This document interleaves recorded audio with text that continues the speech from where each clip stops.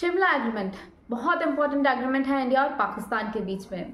बहुत सारी चीज़ें बायलैटरल रिलेशंस टिके हुए हैं शिमला एग्रीमेंट पर, बट रिसेंटली पाकिस्तान ने as a response to India's withdrawal of Indus water treaty Shimla agreement को तोड़ दिया। शिमला एग्रीमेंट को तोड़ने से कई सारी परिस्थितियां अब इंटरनेशनल लेवल पर क्रिएट होंगी। इंटरनेशनल मीडिया का इवन अटेंशन भी अभी इंडिया और पाकिस्तान पर है, क्योंकि शिमला एग्रीमेंट टूट गया। ये शिमला एग्रीमेंट बहुत इंपॉर्टेंट है और इसे समझना भी उतना ही ज़्यादा ज़रूरी है इंडिया और पाकिस्तान के रिलेशंस को अब तक जो बनते आए हैं उन्हें समझने के लिए। शिमला एग्रीमेंट एग्जैक्टली 1972 में प्राइम मिनिस्टर इंदिरा गांधी और पाकिस्तान के प्रेसिडेंट जुल्फिकार अली भुट्टो के बीच में साइन हुआ था। इस पर्टिकुलर एग्रीमेंट को साइन किया गया था इंडिया और पाकिस्तान के बीच में जो रिलेशंस स्ट्रेन हुए हैं 1971 के वॉर में, जिसमें इंडिया जीता था।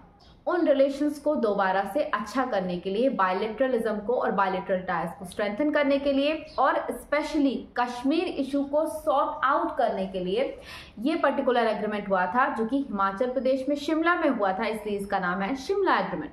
अब इस शिमला एग्रीमेंट के बहुत सारे प्रोविजंस बनाए गए थे। इंडिया और पाकिस्तान ने दोनों ने उस पर्टिकुलर प्रोविजन से एग्री किया था। फर्स्ट प्रोविजन था, दोनों ही यूनाइटेड नेशन चार्टर का रेफरेंस लेंगे। यूनाइटेड नेशंस में जो प्रिंसिपल्स मेंटेन्ड है, यूनाइटेड नेशन चार्टर में जो गाइडलाइंस है, उनको दोनों ही देश उनका पालन करेंगे और कोशिश रहेगी नॉन इंटरफेरेंस की हो और म्यूचुअल कोऑपरेशन की स्थिति दोनों देशों के बीच में बने, सो दैट बायलैटरल कोऑपरेशन दोबारा से ठीक होना शुरू हो जाए।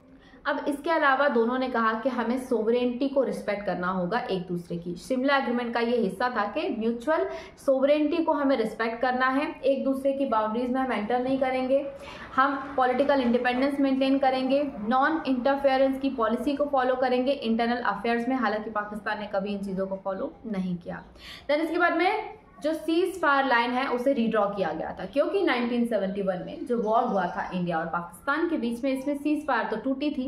अब इस सीज फायर को दोबारा से ड्रॉ करना था, पर इस बार इसका नाम रखा गया था LOC यानी लाइन ऑफ कंट्रोल। दोनों अपने अपने लाइन ऑफ कंट्रोल में काम करेंगे, एक दूसरे के मैटर्स में या एक दूसरे की बाउंड्रीज में नहीं घुसने की कोशिश करेंगे, जिसका पालन भी पाकिस्तान ने कभी नहीं किया। देन इसके बाद में एक और फ्रंट रखा गया था कि हमें डिप्लोमेटिक टाइज को दोबारा से अच्छा करना चाहिए, कम्युनिकेशन को हम दोबारा स्टार्ट कर दें, ट्रैवल स्टार्ट कर दें, ट्रेड रिलेशन स्टार्ट कर दें, सो दैट दोनों देशों को इससे हेल्प मिल सके इकोनॉमिकली भी और टाइज और कल्चरल टाइज मेंटेन करने में भी और ओवरऑल बायलैटरल टाइज को मेंटेन करने में भी। अब इसके अलावा एक बात और पाकिस्तान की तरफ से रखी गई थी, वो था प्रिजनर्स ऑफ वॉर्स को रिलीज किया जाए। तो शिमला एग्रीमेंट में प्रिजनर्स ऑफ वॉर्स को रिलीज करने के लिए भी कहा गया था, क्योंकि इंडिया जीता था तो प्रिजनर्स ऑफ वॉर्स तो ऑफकोर्स पाकिस्तानीज होते। 93,000 पाकिस्तानी प्रिजनर्स ऑफ वॉर को इंडिया ने रिलीज किया था और इसीलिए कोल्ड वॉर के बाद का सबसे बड़ा रिलीज प्रिजनर्स ऑफ वॉर्स का इसे ही कहा जाता है, जो कि 1972 के शिमला एग्रीमेंट के बेसिस पर इंडिया ने किया था। अब इसके अलावा ये भी कहा गया था कि हम जो डिस्प्यूट्स हैं उनका सेटलमेंट पीसफुल तरीके से करेंगे और थर्ड पार्टी इंटरवेंशन नहीं होने देंगे, बायलैटरल फ्रंट्स पर करेंगे, जिसमें मेन मुद्दा था कश्मीर का, कि हम कश्मीर इशू को जब एक दूसरे के साथ डिस्कस करेंगे तो थर्ड पार्टी इन्वॉल्व नहीं होगी, ना तो कोई यूनाइटेड नेशंस, ना किसी एक कंट्री के एलीज और ना कोई और ऑर्गेनाइजेशन। बट अब पाकिस्तान ने इस पर्टिकुलर एग्रीमेंट को तोड़ दिया है और इसको तोड़ने के इम्प्लीकेशंस क्या होंगे? सबसे पहले तो बायलैटरलिज्म कन्वर्ट हो जाएगा इंटरनेशनलिज्म में। अभी तक इंडिया और पाकिस्तान एक दूसरे से बात करके मैटर्स को सॉर्ट कर रहे थे, अब पाकिस्तान कोशिश करेगा कि घुसा लो, जितने ज़्यादा ऑर्गेनाइजेशन घुस सकती हैं इंडिया और पाकिस्तान के बीच में उन्हें घुसाओ कश्मीर इशू पर, जैसे कि यूनाइटेड नेशंस को घुसाओ, organisation for the Islamic cooperation को ले आओ, या फिर पाकिस्तान की किसी एली जैसे कि चाइना को ले आओ इस मैटर में।